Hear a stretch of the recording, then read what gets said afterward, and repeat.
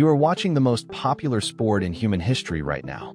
Billions of people stop everything, work, sleep, eating, to watch 22 people chase a ball around a patch of grass. And somewhere deep in your brain, you feel it too. That pull, that almost irrational need to care about the outcome. But here is what nobody tells you. The game you are watching tonight is not a modern invention. It is not English. It is not even a few hundred years old. The real answer goes back 3,000 years. And the version your ancestors played makes today's game look like a children's birthday party. Think about that for a moment. Every time you watch a match, every time your heart pounds in stoppage time, every time an entire country holds its breath for a penalty, you are tapping into something ancient, something primal, something that has been in the human species for longer than writing, longer than money, longer than most civilizations that ever existed. So who actually invented football? The answer will completely change how you see the game. It starts in a jungle. Around 1600 BC, deep in what is now Mexico and Central America, the ancient Maya and Olmec civilizations discovered something growing in the forest around them.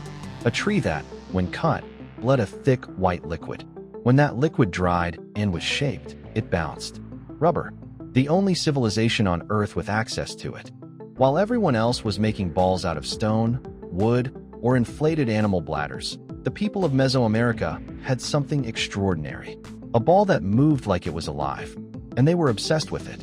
Archaeologist Mary Miller, who spent decades studying Mayan ruins, described the ball game as the most important ritual in Mesoamerican society. Not sport. Ritual. The courts they built were enormous, some stretching 60 meters long, cut from stone, lined with sloping walls. Stone rings were mounted vertically on those walls at heights that made scoring almost physically impossible. Players were not allowed to use their hands or feet, only their hips, knees, and elbows. Try to imagine controlling a 4-kilogram rubber ball, heavier than a bowling ball, with just your hip. Now here is where it gets darker. This was not entertainment. It was a cosmic ceremony. The game represented the eternal battle between the sun and the underworld, between life and death. Priests watched from elevated temples. The outcome was believed to influence harvests, weather, the movement of celestial bodies. And in many recorded versions of the game, the losing captain, and sometimes the entire losing team, was sacrificed to the gods. Some historians debate whether it was the losers or the winners who faced sacrifice, because being chosen by the gods was considered the highest honor. But the stone carvings left behind are not ambiguous. Players are shown holding decapitated heads. The stakes were unlike anything in sport today. Archaeologists have now found over 1,500 ball courts scattered across Mesoamerica. Not in one city, not in one region, across an entire civilization. From Mexico to Honduras. That is not a pastime. That is a religion. And your ancient ancestors were addicted to it long before they invented writing. But Mesoamerica was not the only place this was happening.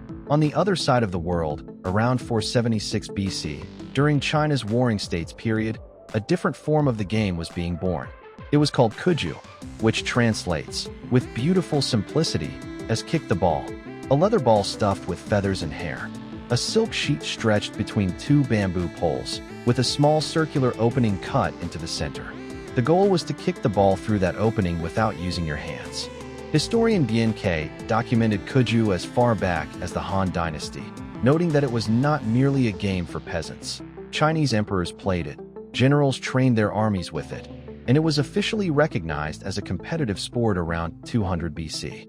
This is crucial, because FIFA, the same organization running the World Cup right now, officially recognizes Cuju as the earliest documented form of football in recorded history. Cuju did not stay in China.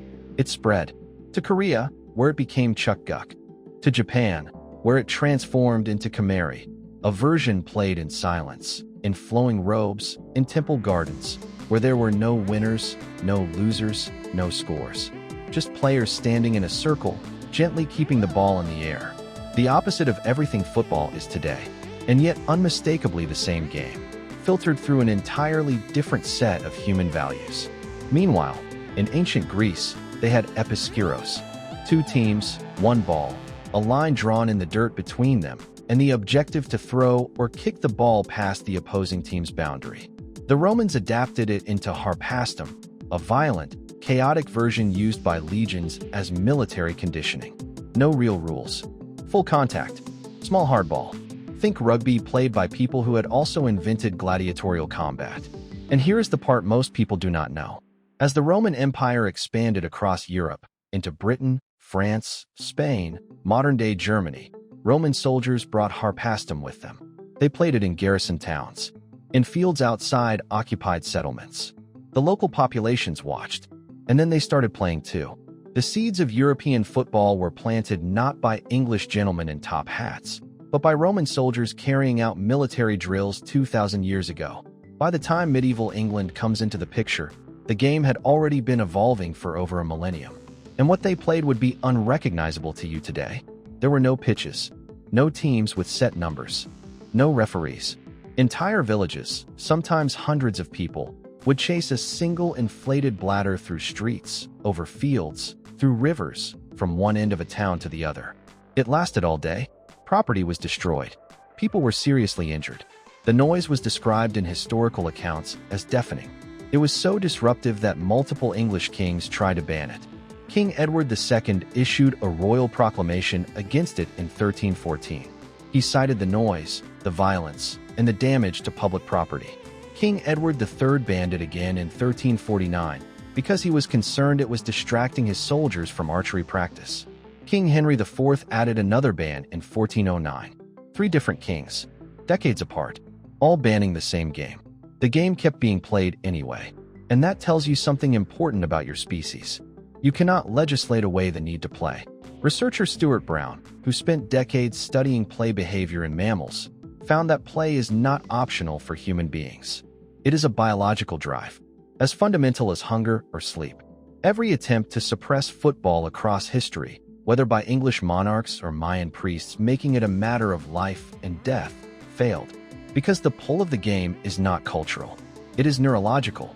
Then in 1863, in a pub called the Freemasons' Tavern in London, representatives from English football clubs sat down and did something that changed the world. They wrote the rules.